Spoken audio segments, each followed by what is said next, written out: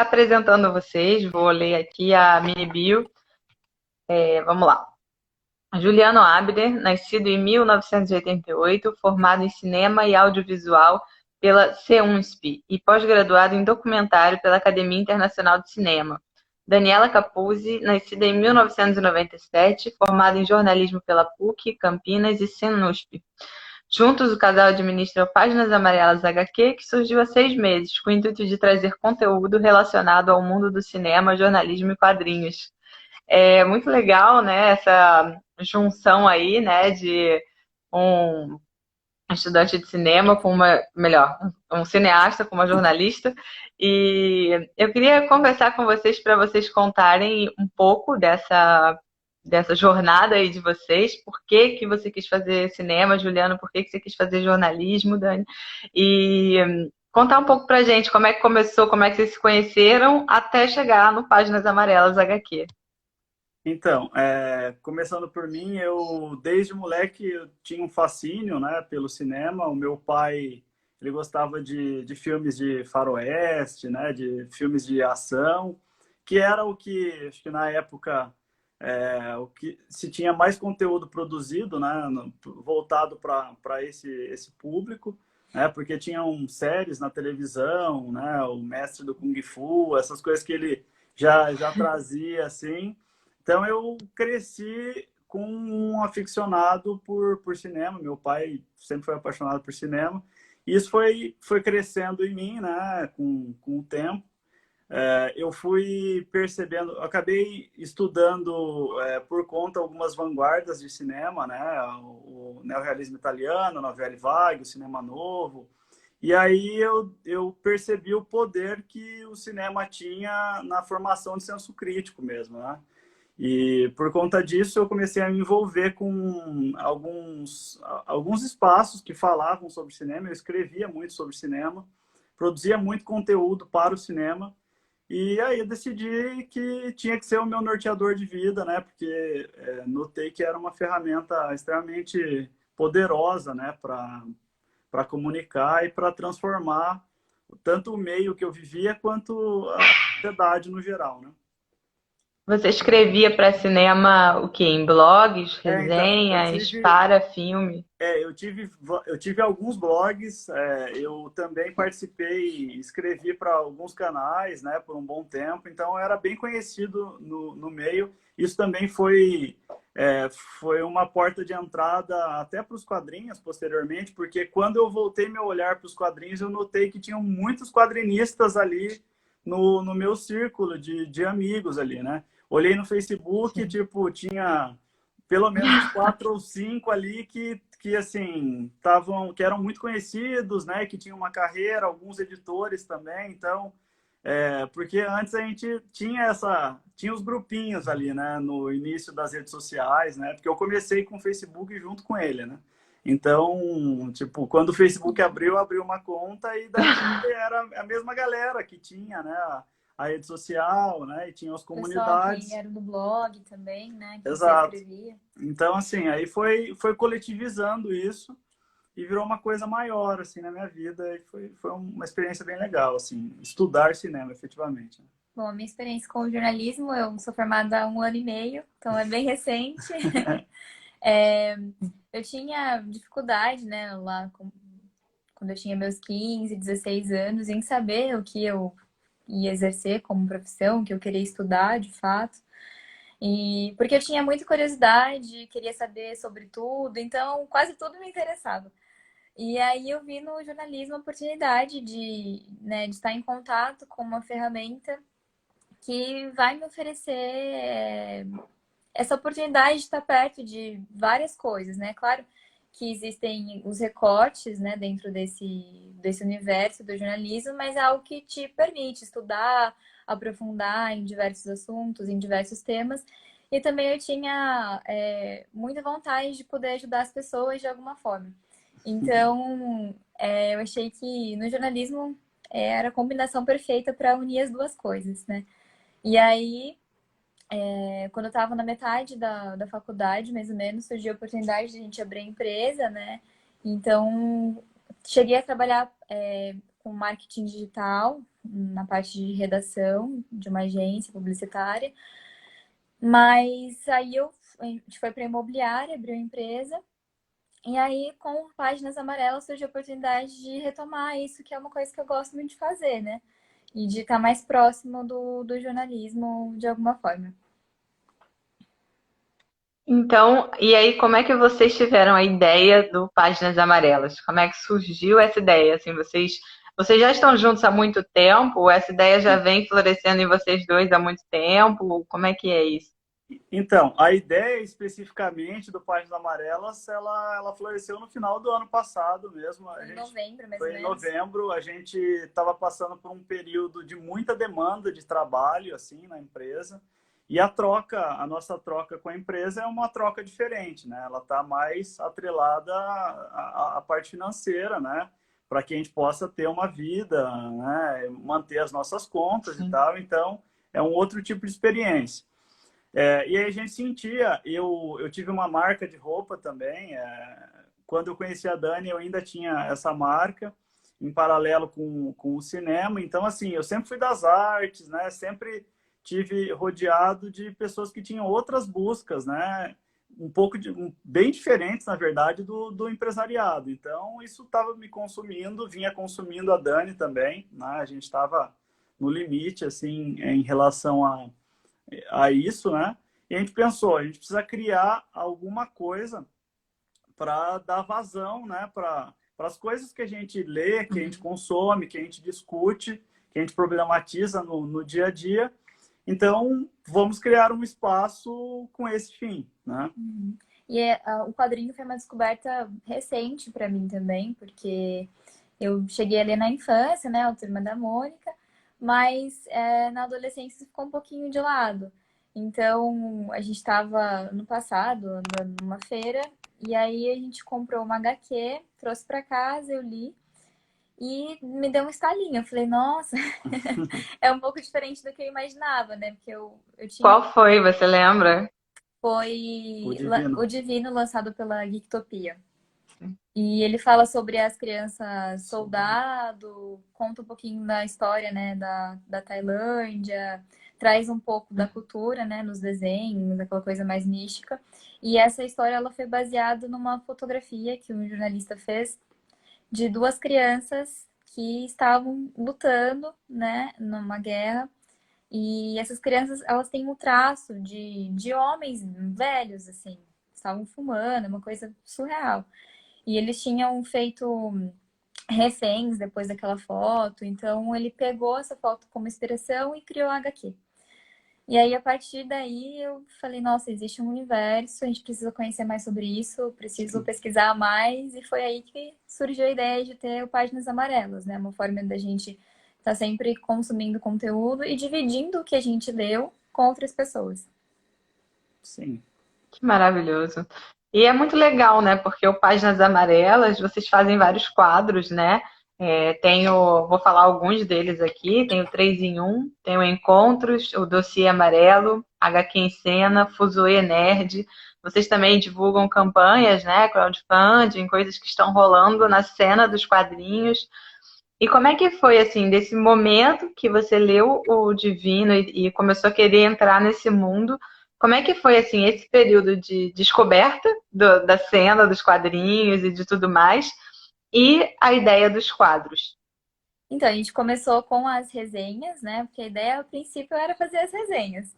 E aí o Ju falou, nossa, era o Wagner William, inclusive. Ele falou, nossa, tá aqui no meu Facebook. A gente começou a conversar sobre quadrinhos, vai ter um lançamento. Foi o lançamento do Silvestre. Silvestre, da Dark Side, né? E aí a gente foi acompanhar esse lançamento. E a partir daí a gente teve a oportunidade de conversar com ele, de conhecer outras pessoas também que estavam ali.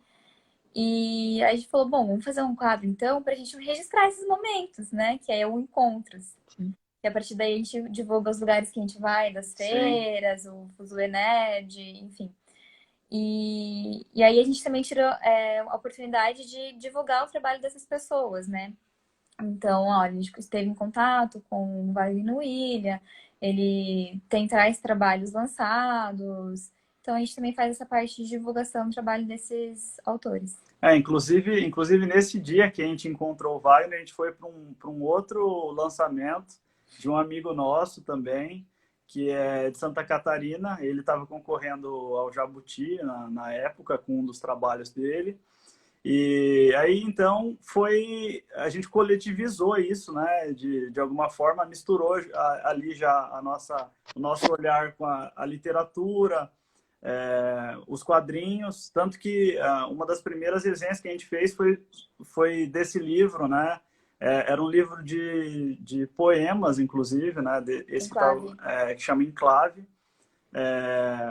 Então, a gente fez uma resenha até sobre esse trabalho e começou a explorar as possibilidades além das obras, né? Porque a gente enxerga que as obras, elas precisam se resolver em si mesmas, né? Então, assim, quando você lê uma obra, se a obra não fez isso, ou é um problema de quem está lendo, ou é um problema da obra. Então, das duas, uma. Então, a gente tenta ficar no que está para além da obra, né? A obra está ali, está posta, é a nossa base de análise, mas a gente tenta conectar ela com outras, né? Com outras possibilidades, né? Seja na filosofia, na sociologia, seja no cinema, no jornalismo, na música. Então, a gente cria esses conectivos para quebrar essa barreira de entrada que os leitores têm, muitas vezes, né? Como eu tinha. Como ela tinha. Para ela, o estigma que ela tinha era tipo, é super-herói ou é a Turma da Mônica. Então, ela falava, não gosto muito de super-herói. Então, a Turma da Mônica, eu já, sei lá, a gente tinha uma ideia que já passamos dessa fase. Mas aí tem o selo MSP, aí você começa a descobrir que muita coisa evoluiu desde quando a gente era criança, né? Efetivamente, no mundo dos quadrinhos, de fato. Que é um estigma brasileiro também, né? O próprio nome quadrinhos é muito discutido, né? Porque em Portugal é banda desenhada, na França é bande dessinée, no Brasil, por ser no diminutivo, já traz, né, esse lugar que parece que é infantil, com a fama toda do Maurício de Souza, né? Que construiu esse grande volume aí, que fez parte da infância de tanta gente, inclusive da minha. Então, um universo tão vasto, né? Que às vezes as pessoas realmente ficam sem conhecer esse outro universo aí do graphic novel, de tantas coisas interessantes dos zines e tudo mais, né, que existe. Eu queria perguntar para vocês quais são os quadros que vocês têm e como que eles são? Como que é o 3 em 1? Como que é o dossiê amarelo? Queria que vocês contassem um pouco para gente sobre o trabalho que vocês estão fazendo. O seu dossiê amarelo é um quadro, acho que, mais famoso, que o pessoal mais gosta.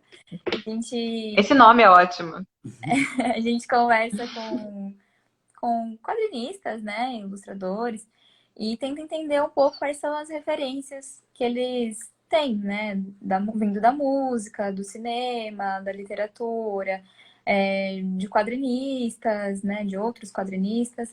Então, a gente apresenta essas referências para o público, né? E a gente tem conversado também com artistas de outros países. Então é muito legal porque a gente também tem um panorama de como eles enxergam o Brasil, né? Porque a gente pede para eles citarem algum artista daqui que eles conhecem, que eles gostariam de indicar. Então, nesse sentido também é bem legal para ver a visão que eles têm da gente. Então, aí a gente consegue, né, com esse quadro, a gente consegue ter um panorama também por continente mesmo, né? Uhum. Entender como funciona aquela cena, entender onde as pessoas bebem, né? Quais são as fontes que aquela organização cultural ali, né? Aquele normativo social que a pessoa tá inserida traz para o trabalho dela. Então você consegue ter um panorama muito globalizante assim sobre os quadrinhos, de fato, né? Sobre esse lance de, tipo, no que a gente se fundamenta enquanto cena ou enquanto o início de uma indústria, talvez, né? E o quanto a gente tem relevância, muitas vezes, fora daqui e aqui dentro a gente tem pouca relevância, né? Porque o market share dentro do país é baixíssimo, né? A gente tem uma dificuldade muito grande, isso historicamente, em aceitar produtos brasileiros, né? Isso é uma deficiência, né, que o brasileiro médio tem. Então, assim, com esse panorama a gente consegue, né, entender melhor o que a gente, sobre o que a gente fala, né, e como a gente pode ajudar a transformar essa cena de alguma forma, né, trazendo esses artistas de fato, discutindo, problematizando. Então é uma experiência muito boa. Aí a gente criou um braço desse dossiê, né, que inclusive em breve você vai participar, que é o dossiê Extra, Sim. né, que a gente chama pessoas de outros segmentos que não os quadrinhos, porque a gente acredita que precisa rolar essa unidade unificadora, assim, entre os braços da arte, né? Porque, assim, quando você traz as suas referências, você traz com você as pessoas que te admiram, que admiram o seu trabalho, que te conhecem, que te respeitam. Então, aí você vai furando essas barreiras e demonstrando que, assim, todo mundo pode acessar esse conteúdo, né? Então, a gente já trouxe o Mauro de Souza, né, no dossiê Extra, trouxe o próximo agora vai ser o Télio Návega, do Globo. Que legal. Você vai participar. Trouxe um dono o Gui Lorandi, da Monstra, né? Que ele é dono de uma comic shop. Que legal. Sim. Então, assim, a gente trouxe pessoas, né, de outros segmentos e continuará trazendo pessoas de outros segmentos para abrir essas portas também, né? Porque é uma coisa importante para formar novos leitores e todo mundo ganha com isso, né? É uma coisa que fortalece a cena, né? E as pessoas vão ter pequenos elementos no dia a dia para poder viver essa loucura que a gente vive no Brasil hoje, né? Ter um fôlego, né? Porque a leitura, ela enriquece muito a forma que a gente encara, né? O nosso olhar social. Então, é um quadro extremamente importante. Sim, aí tem outros quadros também, né? Tem o Disse-me Disse, que a gente faz todos os dias, né? Com o intuito de trazer novidades relacionadas aos quadrinhos, lançamentos, divulgar projetos independentes que estão no Catarse, ou algum lançamento de editoras. Então, a gente tenta apurar as informações e divulgar a informação para o público também. Principalmente que hoje a gente vive, né, uma era de fake news, né? Então tem muita especulação também em todos os segmentos, né? E com os quadrinhos não é diferente. Então, como tem fanbases, né? Essas fanbases, elas tentam descobrir os próximos lançamentos das editoras. Então a gente tenta filtrar tudo isso para poder trazer de fato quando for notícia, né? Porque a gente sabe o quanto é ruim socialmente e é ofensivo você replicar uma notícia falsa, né? O quanto isso é danoso para a sociedade, né? A gente consegue perceber isso olhando para o Brasil atual, né? Então, também é uma forma de validar esse conteúdo. Aí, recentemente, a gente criou um quadro também que chama 3 em 1, que é o quadro que hoje a gente mais gosta de fazer, na verdade, porque aí é um mix entre o fotojornalismo, o cinema e os quadrinhos, né? Então, é uma forma de também trazer, né, para o público algum acontecimento histórico, né, que pode ter, que tem um marco para a sociedade, né? A gente pega um gancho na fotografia, no fotojornalismo. Então, a gente contextualiza essa foto, né? Explica o período em que ela foi feita, o que se passava. E aí, a partir disso, a gente indica um quadrinho e um filme que tem relação com o que está tratando naquela foto. Então, isso é uma premissa, né, que a gente gosta muito.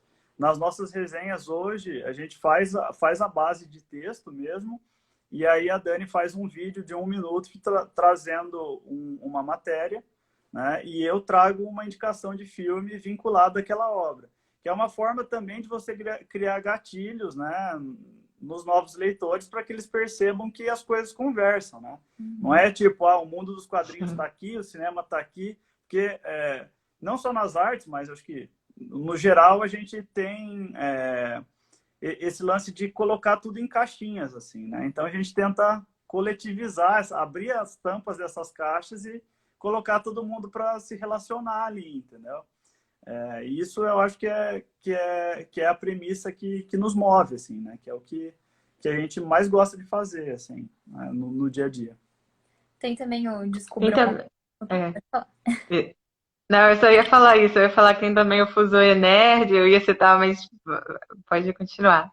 Tem o Descubra um Autor, né? Que a gente tenta trazer sempre quadrinistas brasileiros, né? Justamente para mostrar essa diversidade, multiplicidade de temas que a gente tem aqui no Brasil. E, então a gente tenta sempre indicar esses artistas, né? E divulgar o trabalho deles também. Justamente para também quebrar essa questão do preconceito, de que aqui não existe conteúdo e trazer isso para as pessoas notarem que existe e existe, assim, de todos os temas possíveis. Então, uma coisa que a gente nota, né, conversando até com autores de outros países, que o Brasil, a produção de quadrinhos no Brasil é uma das produções mais ricas em multiplicidade de temas, né? Abordagens técnicas, estilos. Tem algumas editoras que trazem trabalhos para o Brasil que tem bases muito parecidas, né? Tanto no traço, quanto na maneira que os roteiros são construídos, né? De algumas regiões da Europa ou de algumas regiões dos Estados Unidos. O Brasil, você vai em feiras, você conversa com 50, 60 quadrinistas, os 60 são completamente diferentes, têm trabalhos completamente diferentes, né? Vocês reparam isso, né, com a Revista Expressa, fazendo esse levantamento mais amplo, né, da obra e da persona, né, por trás da obra. Você percebe que são mundos completamente distintos, né? E a gente fica absurdado assim de olhar para o Brasil e ver que é pouco valorizado isso que a gente tem, que é uma coisa riquíssima, né? A gente tem uma produção muito vasta, muito rica, muito respeitada, muito Exatamente. admirada pelo mundo todo, né? Vocês mesmos trouxeram aí recentemente o Saled, que é louvado no mundo todo, né? É um cara premiadíssimo, né? Tem todos os prêmios possíveis internacionais aí, ele ou flertou ou ganhou, então assim, e aqui no Brasil, para vender mil revistas, 1.000, 2.000, é um parto imenso, assim, sabe? Então, é complicado se a gente pensar no tamanho que é o país, né? Então, o nosso Sim, trabalho é fazer um trabalho de formiguinha mesmo, né? De conquistar leitor a leitor, quebrar essas barreiras para que efetivamente a gente mude, né? não, Esse panorama. e é curioso pensar também, né, que uma revista como a Chiclete com Banana, Balão, às vezes eles faziam tiragens de 100 mil, 300 mil para vender no Brasil todo, né? Como a Mad também, que teve um boom.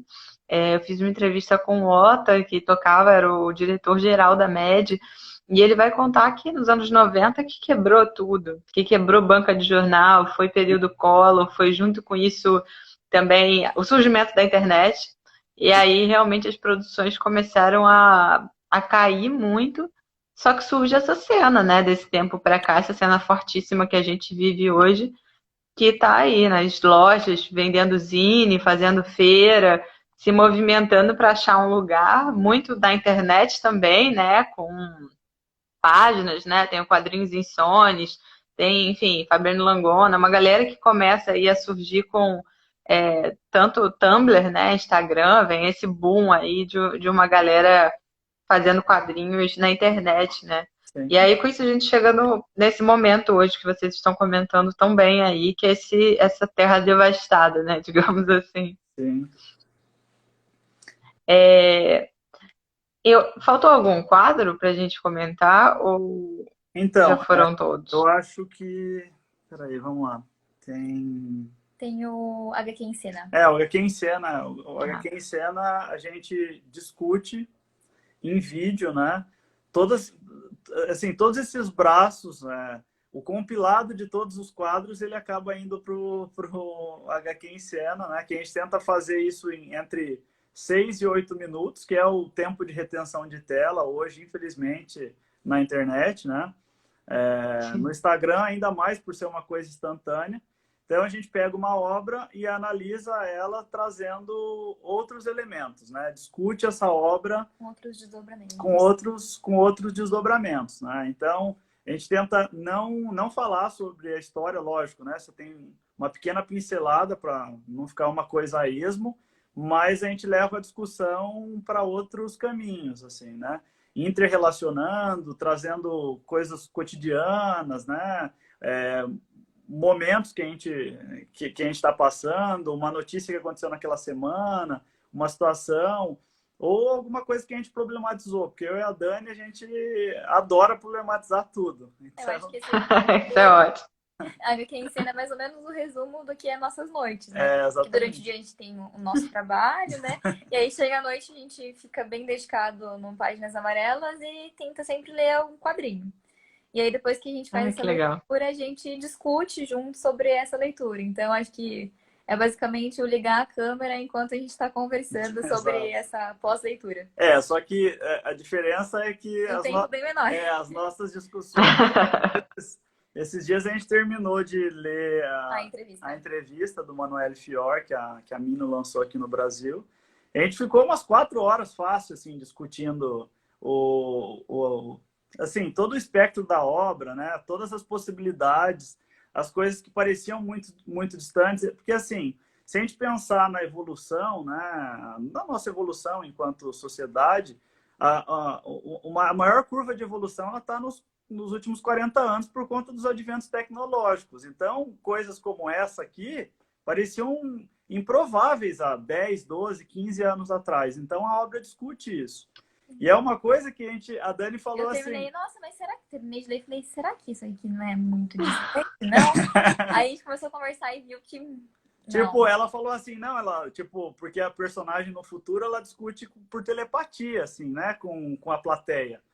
E aí a Dani falou, nossa, mas eu acho que foi além, assim, da discussão. Eu falei, Dani, talvez não, né? Porque, assim, quando Vai saber, é. a gente imaginaria que a gente, né, faria que a gente se comunicaria com alguém de outro lugar do mundo em tempo real, né? Sem delay, sem nada. Um Tipo, aparelho minúsculo, um né? Que é o aparelho, celular. sim, um aparelho cada vez menor. É assim, primeiro ele virou cada vez menor, agora virou de novo cada vez maior. Sim. O ciclo Não, tecnológico é assim. esse tema é muito legal, porque vocês estão falando isso e eu tô aqui com a cabeça explodindo, porque eu tô lendo agora o Homo Sapiens, não sei se vocês já Adoro, tiveram contato. né?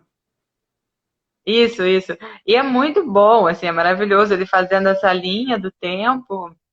E de 200 anos para cá que a gente começou a trabalhar em escritório, né, a sair do outro meio de vida. Tem 200 anos que a gente começou a ter fábricas e toda essa linha de produção. Então, assim, vocês comentando isso, ele vai falar da revolução cognitiva também, né, como vai transformar o homem depois da revolução agrícola. Então, é muito interessante essa discussão, né? Onde a gente vai estar daqui a 40, 50 anos para frente, né? Sim, Além dessas viradas históricas agora, como o coronavírus, né? Essas exato. situações que a gente não imagina, não dimensiona, mas que, por exemplo, forçaram a máquina para as telecomunicações, né? A quantidade de lives, o fato da gente estar se encontrando aqui hoje, talvez não tivesse acontecido essa revolução se não fosse esse momento todo aí do coronavírus e desse boom de lives que tem acontecido, né? É Uhum. muito interessante. Bem, dentro disso tudo que vocês estão falando, vocês comentaram muito sobre essa relação do cinema, jornalismo, também dos comentários que vocês fazem de psicologia, filosofia, sociologia. E eu queria saber também dessa integração toda, além da experiência que vocês têm sobre essa visão internacional de quadrinhos, essa visão tão múltipla, o que é que vocês pensam dos quadrinhos no mundo hoje? O Juliano comentou, até chegou a comentar comigo mais cedo, sobre a questão do formato do quadrinho, que não é mais, a gente não precisa considerar um subgênero, é um gênero, é uma linguagem. A pergunta seria essa contextualização, assim, o que que vocês pensam sobre quadrinhos hoje no mundo? Então, em relação ao formato, existe muito isso de tipo, é um braço da literatura, sabe? Eu acho que a gente para que a gente consiga começar a evoluir, primeiro a gente tem que entender que o quadrinho ele se vale em si só. Ele é uma linguagem extremamente rica, né?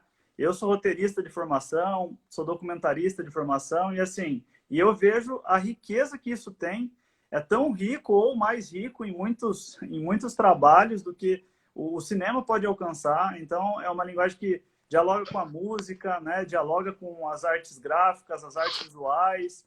Então, assim, vendo um panorama mundial e a evolução, né, do formato, eu acho que já passou da hora da gente entender o quadrinho como uma coisa só, assim, né? Já primeiro desvincular, porque a gente nota que é muito marginalizado o quadrinho, sabe? É uma coisa outra, assim, sabe?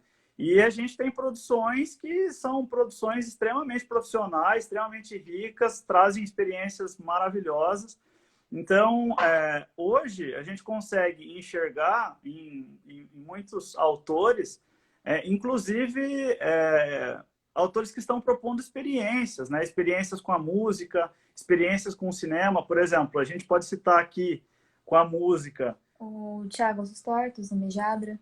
O Thiago Tortos, né? Ele coloca uma música para mim que você seguir ali o quadrinho. Isso junto dá com um a música. ritmo para a leitura. Tipo, o Mutarelli fazia isso, o Wagner William fez isso no Bulldogman. O Daniel Clowes, ele fez um CD para você ouvir enquanto você lê uma luva moldada em ferro. Então, assim, existe...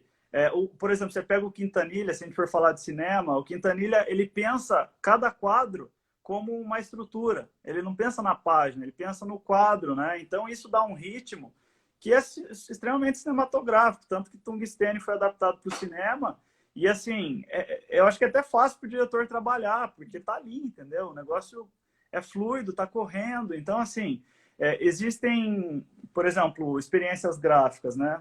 Tem Umbigo Sem Fundo. Umbigo Sem Fundo, que a gente falou recentemente, né? Ele traz experiências no sentido de explorar objetos que estão numa cena, né? Que às vezes a gente não percebe. E ele traz sensações, né? Então, por exemplo, ele vai falar da areia, ele tá numa praia. Daí ele fala da areia úmida, que vira lama. Aí ele mostra a areia afundada com uma pisada. Então, você vai tendo aquelas sensações também. Uma experiência totalmente gráfica, né? Então, ele vai citar, vou abrir uma porta. A maçaneta é gelada. Então, você já vai sentindo aquilo junto com a história, junto com o personagem. A gente leu um quadrinho do Bastien Vivet, que é um quadrinista francês, né, que foi publicado até por algumas editoras aqui no Brasil. Um dos trabalhos não publicados dele no Brasil, a personagem ela quebra a quarta parede. A história inteira, A história inteira. Ela conversa com você, assim, porque é uma história de amor. Ela está construindo uma relação com alguém. Pode ser um homem, uma mulher ou você, né? De fato. Aí vai depender da sua escolha. Então, ela olha para frente, ela dialoga e é como se fosse um bate-papo mesmo entre você e o personagem. Então, assim, existe, nossa, infinitas possibilidades. Dá para a gente ficar aqui falando disso 10 horas, entendeu? Então, assim, vendo tudo isso, né, e tendo um olhar e vendo outras cenas, eu acho que a gente precisa levantar essa bandeira, né? Vocês estão fazendo isso muito bem, fazendo resgates históricos e principalmente apresentando novos autores, né? Porque para que ocorra uma unidade, a gente precisa, né, ter esse encontro de gerações, né? Vocês trouxeram recentemente a Paula Puiupo, aí trouxeram outras pessoas que já são conhecidas ou premiadas, quer dizer, conhecidas. Jaguar. Assim, deveriam ser, todas elas deveriam ser muito conhecidas, né? Mas a gente, infelizmente, não louva tanto os nossos grandes nomes, né? Você pega, por exemplo, a história do Flávio Collin, o Flávio Collin, ele morreu praticamente esquecido, amigo aí, e é um dos caras mais importantes É um gênio. da história, um gênio. né? É Não, e inigualável. participando de uma cena fortíssima, a gente até estava conversando sobre isso na semana passada, essa cena do Sul, que era muito forte ali na época, né? Nos anos, acho que antes dos anos 60, anos 50, 40, se não me engano, essa cena toda ali que tinha uns 5, 6 quadrinistas fazendo tanta coisa fascinante. Até uma Gaspar comentou aqui que ficou curiosa agora. Acho que foi sobre a situação toda aí, né, dessa multiplicidade dos quadrinhos. Vou até acrescentar aqui que há uns 2 anos atrás eu produzi um festival de quadrinhos no Sesc, aqui no Rio, e a gente trouxe uma banda, eu esqueci agora o nome da banda, mas eles faziam, era uma orquestra que tocava o gabinete do Dr. Caligari. Então era muito legal, porque enquanto passava, né, as imagens misturadas com desenhos de quadrinhos, né, era uma projeção de cinema e também feita de quadrinhos, enquanto isso a orquestra tocava fazendo a trilha sonora. E a gente fez também uma produção de teatro de uma companhia chamada Vigor Mortis, e eles trabalham com adaptações de quadrinhos para teatro.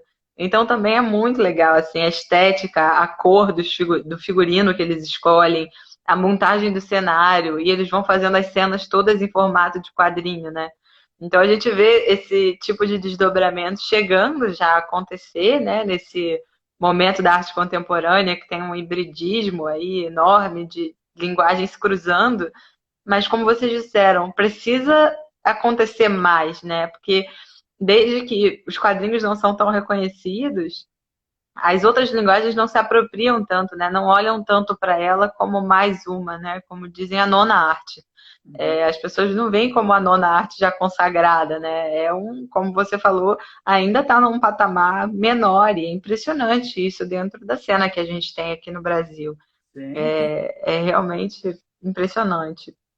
É, É, é você assim, com- por favor. pelo assustador, acho que vai até além do impressionante, assim, um negócio que eu falo, gente, É. tipo, né, como esse tipo de conteúdo aqui A gente não é já vê que a consumido, né? pluralidade existe, né? E já existe uma diversidade de temas que pode agradar a todos. A questão é como chegar, até essas pessoas, né? Como despertar esse interesse em todo. Vocês têm esse trabalho também de formação de leitores, né? Que eu acho muito interessante, porque na verdade eu acho que antes de tudo também, para além disso tudo que a gente está conversando aqui, existe um problema no Brasil de quantidade de leitores, né? A gente tem uma porcentagem muito pequena no Brasil de pessoas que leem. A gente esteve em Portugal há pouco tempo atrás falando de editora, e os portugueses falaram como que no Brasil vocês fazem tiragens tão baixas. A gente não entende o tamanho do Brasil em relação a Portugal. E é impressionante, porque a gente chega lá como brasileiro e o que, que a gente vai dizer? Vai falar, infelizmente, nosso povo não lê. Então, esse trabalho de formação de leitores também é muito importante, né? Como é que vocês veem essa questão da formação de leitores? Então, a gente acredita que isso é de suma importância. A gente começou fazendo isso dentro da nossa própria casa, né? Um pouquinho antes da pandemia, por exemplo, a minha mãe veio me visitar. Aí ela gosta de histórias clássicas. Aí eu peguei lá o Lusque Fenesse, que é da Bárbara Baldi, que o Pipoca Nanquim lançou aqui no Brasil, que é uma experiência visual linda, né? Você tem uma capa com um toque fino, né? Você tem um papel pólen que te remete a um outro tempo. Então, assim, entreguei para ela o Lusque Fenesse para ela ver, para ela olhar. Aí a gente estava, tipo, lavando a louça, assim, aí quando a gente olhou, ela Tava sentou lendo. na varanda e ficou lendo, terminou o quadrinho. Leu Tipo, inteiro. ela ficou, tipo, uma hora completamente desligada, né, daquele universo. E do nosso, no caso, a gente ficou em silêncio, fazendo as Vamos coisas, deixar. né, tipo, vamos deixar. E depois daquele dia, ela virou uma leitora ali, né? Começou dentro da nossa casa. Existem alguns autores que a gente considera autores de entrada mesmo. Por exemplo, tem um autor francês que é bem lançado no Brasil, que é o Fabien Tomé, que a gente inclusive entrevistou ele, conversou bastante com ele. ele é o favorito das mães, assim, sabe? Mãe, prima, A gente levou irmão. Duas Vidas primeiro para minha mãe, que é uma história comum a todos nós, né? Essa coisa Sim. de ter alguém com uma doença, né, terminal e tal, toda essa discussão. Levou o outro dele, Não Era Você Que Eu Esperava, que ele conta a relação dele com a filha dele que tem síndrome de Down e o preconceito que ele tinha antes dela nascer e o preconceito que ele tinha, né, de uma maneira geral, e ele tendo que lidar com isso, né? É um quadrinho extremamente corajoso. Tem um outro autor também, que é o Frederick Peters, também, que ele fez o Pílulas Azuis, que também rodou bem o Brasil aqui, que também é um quadrinho que serve para todo mundo, assim, todo mundo consegue pegar, entender, porque, assim, tem níveis também, né, de leitura. Quando a gente começou, a gente tinha um conhecimento muito superficial sobre a linguagem. Então, muitas coisas a gente não entendia muito bem, né? E com o tempo, né, com a leitura, você vai... A gente tem feito releitura, inclusive, né? Exato, a gente tem voltado em algumas obras, né, que talvez no momento que a gente leu a gente não estava tão preparado assim para absorver aquilo da melhor forma. E hoje, por exemplo, né, aí as pessoas que têm o estigma, a Turma da Mônica, você tem um selo, o Graphic MSP, que é um selo riquíssimo, que discute todos os temas que a gente precisa discutir, né? Inclusive, tem alguns amigos nossos que foram publicados pelo selo, o Rafael Calço, o Jefferson Costa.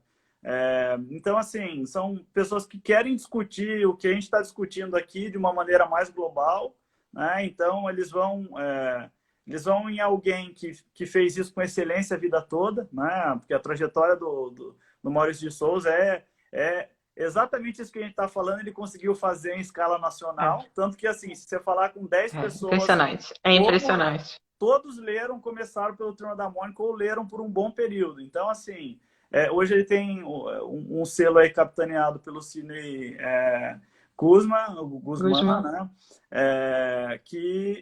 Assim, que abre infinitas possibilidades para novos leitores, né? E para leitores já experientes também, que querem uma leitura um pouco mais leve, né? Por se tratar de personagens infantis, né? Efetivamente. Então, assim, vai longe isso, né? Em relação à abertura. A Dani também está fazendo o mesmo com a família dela. Então... Ontem mesmo, emprestei para minha irmã, um Amigo Sem Fundo, ela leu a resenha, ficou super interessada. Falei, não, eu te empresto. Então, a família tá... Minha mãe também. Então tá virando uma coisa... Tem que começar de algum lugar, né? Que a gente faz em casa e que a gente julga extremamente importante, porque assim um vai colocando a semente no outro e assim, vai... Porque tudo precisa começar de algum lugar, né? Acho que todas as grandes transformações, elas começaram em pequenos movimentos, né? Acho que se cada um fizer esse pequeno movimento, né? Seja no seu seio familiar, seja no seu grupo de amigos, eu acho que a gente vai ter um país melhor, né? A gente vai ter um lugar melhor para viver no futuro, né? Espero. Eu também. Em breve, se possível. É impressionante, né? Porque aqui também o Léo é filho do Sérgio, né? Meu enteado aí já há alguns anos. E ele é um leitor, assim, a gente tem aqui todo o Asterix, toda a Aventura de Tintim. A Aventura de Tintim, inclusive, foi tema da minha dissertação. Agora eu estudo o Blake e Mortimer. Mas assim, a gente tem aqui uma biblioteca. Aqui a gente tem Chiclete com Banana, Animal, uma coleção aí de muitíssimos quadrinhos acessíveis. Mas o curioso foi o pai do Sérgio, que é o Gabriel Com, é um sociólogo muito conhecido, inclusive internacionalmente. Ele foi diretor da USP por muito tempo. E esses dias a gente comprou para ele um quadrinho chamado o Anel do Nibelungo, que conta sobre a história que vai originar, né, o Senhor dos Anéis. E ele estava fascinado, porque ele falou, nossa, mas tem a história da ópera e tal, mas como é que pode? Eles fazem jogos de câmera e não sei o quê. E é impressionante, porque ele tem 86, tem 83 anos, eu acho. E estava fascinado lendo ali a obra gráfica aí que o pessoal fez do Anel de Nibelungo e maravilhado, né? Então é muito legal também essa experiência de como diria o Hergé, né, que os quadrinhos que ele fazia era para serem lidos dos 8 aos 80. Então, é muito legal, né, esse jogo aí. A Thelma perguntou aqui, e como é a acessibilidade dos quadrinhos, se comparado a livros, por exemplo? Thelma, você quis dizer o acesso para compra ou acessibilidade em relação à questão mesmo de outros tipos de leituras, tem audiobooks? Queria entender melhor para poder responder, mas o que que vocês acham? Já perguntando Em também. relação a como adquirir os quadrinhos, ela diz que é em relação a custo. Ah, custo. Ah, Então, o beleza. custo ele vai variar de acordo com a qualidade do material, né? Se você pega uma capa cartão, você tem um valor reduzido. Se você pega uma Exatamente. capa dura, você tem um valor ampliado. Depende o papel, a gramatura, a experiência que você quer propor. Você pode jogar aí para 80, 100, 150, R$ 200, dependendo Exatamente. do trabalho. Mas tem trabalhos por R$ 20, R$ 15. Se a gente pega ainda na cena dos independentes, né, que se autopublicam, aí a gente está falando de um teto aí de R$ 30, R$ 35 no máximo aí, né? Salve raras exceções assim de É, trabalhos de valor final, né? Porque aí a capa assim, uma capa cartão, né? Um pouquinho mais grossa, que já dá um acabamento, que tem uma lombada ali, né? Que tem um é, acabamento legal, a, com custo sim, a interessante. nossa revista, né, a Expressa, se ela fosse para a livraria, custaria R$ 100 ou mais. A gente vende ela a R$ 59,90. É, assim, na verdade, é R$ 49, R$ 59,50 com o frete, que a gente está vendendo, na verdade, a um preço muito, muito baixo, porque é capa dura, é colorida, é 4 cores. Então, assim, a gente basicamente, e a gente ainda paga um valor legal de direitos autorais para o autor, então, na verdade, a gente não tem um lucro grande com a revista. Na verdade, o que a gente quer é ter condições de que o projeto se banque, porque se a gente colocasse um preço mais alto também, a gente não conseguiria tantos assinantes. E o Sim, fato de ser assinatura mensal que a gente consegue manter nosso trabalho ativo. Então, tem essas diferenças mesmo, exatamente, né? Tudo isso que você colocou, né, do mercado. E tem o Minas de HQ, por exemplo, que eu assino, é R$ 20 por mês, e o que eu recebo é uma newsletter. Então, eu recebo, de vez em quando, quadrinhos digitais que eles mandam, e uma série de links, né? Eles fazem na newsletter umas tirinhas, um monte de link para você ver outros quadrinhos. Então acaba saindo um custo barato para você ler produção e ainda ajudar, né, as mulheres que estão fazendo quadrinhos independentes. Tem sim. muitas iniciativas desse tipo, né? Além dos quadrinhos mesmo que tem aí nas livrarias, é muito fácil de encontrar, desde em livrarias grandes, né, como a Amazon, que tem um grande aí monopólio, mas que é fácil de achar muitos quadrinhos, até livrarias locais que até hoje vendem pela internet também, né? Hoje É, a gente tenta construir um fomento, né, das comic shops, que é, elas são o coração ali do mercado independente brasileiro. Então, são a sempre Ugra, a Ugra, a Monstra, a a Itiban, a Monstra, Comics, Etiban, maravilhosa. a Boom. Então, são comic shops que você encontra, assim, a Banca Tatuí também. Então, assim, você Sim, encontra essa produção independente, zines, é. de autores do país todo, além, né, Aqui, dos quadrinhos que são lançados por outras editoras também, que também tem uma distribuição dentro dessas comic shops. É bom, inclusive nesse é, período de pandemia, né, incentivar que as pessoas comprem sim. nessas comic shops, né, que está em o site, dá para Aqui comprar. no Rio também, aqui no Rio tem a Bolha, tem o pessoal do Capa Comics, que é um pessoal da Baixada também, Zona Norte, que está fazendo uma cena aí muito legal, inclusive estão promovendo o Quarentena Com, que está rolando aí de quadrinhos, né? Está sendo super legal também o projeto deles. Enfim, diversos estados brasileiros, todos têm aí suas pequenas lojas de quadrinhos que o ideal é isso mesmo, né? Que a gente apoie, porque são os que mais sofrem, né? Inclusive com esses monopólios maiores aí que acabam Porque assim, prejudicando mais do que porque ajudando. o sistema da Amazon é rodar no prejuízo mesmo para ter monopólio, né? Então, assim, eles crescem o valor de Total. mercado e tentam fritar a concorrência pequena. Então, a gente é bem bandeirista, assim, das comic shops, a gente faz o possível para indicar para todo mundo, né? Principalmente porque a comic shop, ela vende também a experiência, né?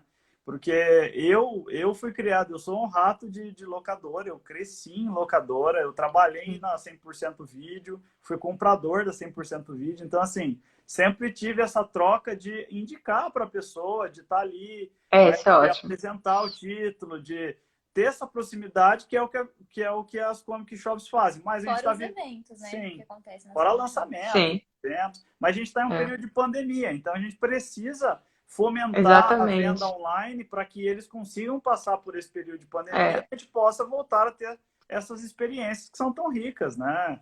Que você encontra sim, ali um cara que você admira a vida toda ali num evento que tem 30 pessoas. Basicamente é um pocket evento para você ali ter a vivência com o cara. Então é super legal isso, né? é muito legal. E eu queria perguntar por último, a gente está chegando no final, faltam alguns 5 minutos aí para a gente encerrar. Você, a gente estava conversando mais cedo sobre o fato de não ser só uma proposta de canal, ser um projeto de vida.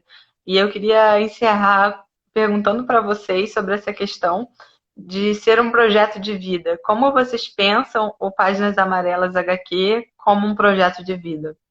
É justamente isso que a gente está falando, né? De tentar formar novos leitores, novos interessados pelos quadrinhos, né?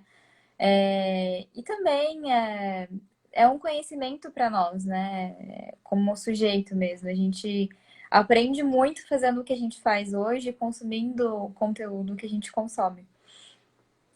E para mim, né, até complementando o que a Dani disse, a gente enxerga hoje o Páginas Amarelas como um braço muito importante da nossa vida, principalmente porque eu e a Dani, a gente tem essa ideia coletivista mesmo, né? A gente sempre foi assim, né? E quando a gente deixa de ser assim por um período, a gente se sente mal. Então, poder dividir as nossas experiências, vivências, referências e referências de outras pessoas com alguém é uma coisa extremamente gratificante para a gente, sabe? Poder fomentar um trabalho, ter esse retorno, ver a felicidade de alguém que tem uma produção pequena, por ter a vazão do seu trabalho. Assim, eu já tive do outro lado também, eu já também produzi conteúdo, já tive uma marca de roupa, eu já quis esses feedbacks também. Eu acho que é muito importante, muito integrador, né, para quem é artista, né, para quem gera esse conteúdo, ver o seu trabalho ali representado de alguma forma, né? Então, para a gente isso, mesmo ainda sendo um canal relativamente pequeno, para a gente já é muito grande o que a gente está fazendo e o que a gente está fomentando também, né? Sim, o Lucas Carlos perguntou qual o tema da discussão de hoje. Lucas, nós estamos batendo um papo imenso aqui, que está já chegando no final, sobre quadrinhos, e vai ficar disponível no nosso IGTV. A gente vai pôr também nos outros canais, no Spotify, mas acho que vale a pena, se você estiver interessado em saber sobre quadrinhos no Brasil, no mundo, sobre o conteúdo do pessoal do Páginas Amarelas HQ, dá uma olhada lá no início do vídeo, que a gente passou aqui esse tempo discutindo vários temas, relação de quadrinhos com diversas linguagens, cinema, fotografia, teatro, quadrinhos independentes. Nossa, tanta Foi coisa que, longe, né? inclusive, fomos longe e dá vontade de continuar, né? Na verdade, assim, o papo tá tão bom que a vontade é de continuar aí falando sobre todo esse trabalho de fazer revistas independentes, sobre a questão do fomento no Brasil, sobre todas essas questões que a gente comentou. Só se a gente fosse entrar aqui em quadrinhos preferidos, que eu nem perguntei, eu acho que a gente teria aí discussão para mais de 3 horas seguidas. Queria agradecer muito a participação de vocês aqui. essa parceria boa aí, né? Que eu acho que a gente encontrou. A gente ficou muito feliz de ter conhecido vocês e de estar trocando. Eu acho que tem muitas questões sobre quadrinhos que provavelmente vocês pensam aí, que a gente também está pensando aqui. Então, fico muito feliz aí pelo compartilhamento, por essa troca no programa de hoje. Agradeço muito a vocês. E é isso, pessoal. Quem assistiu a gente, obrigada. Quem estiver ouvindo no podcast, esses foram aí o Juliano Abner e a Daniela Capuzzi aqui com a gente no Papo de Cultura. É isso aí, a gente queria agradecer também, a gente ficou extremamente feliz de ter conhecido você e o Sérgio. E a oportunidade E a também de ter oportunidade, né? esse bate-papo hoje foi bem legal pra gente também. E ter esse contato, né, com pessoas que, mesmo distante, também estão pensando parecido, né, de uma forma parecida conosco.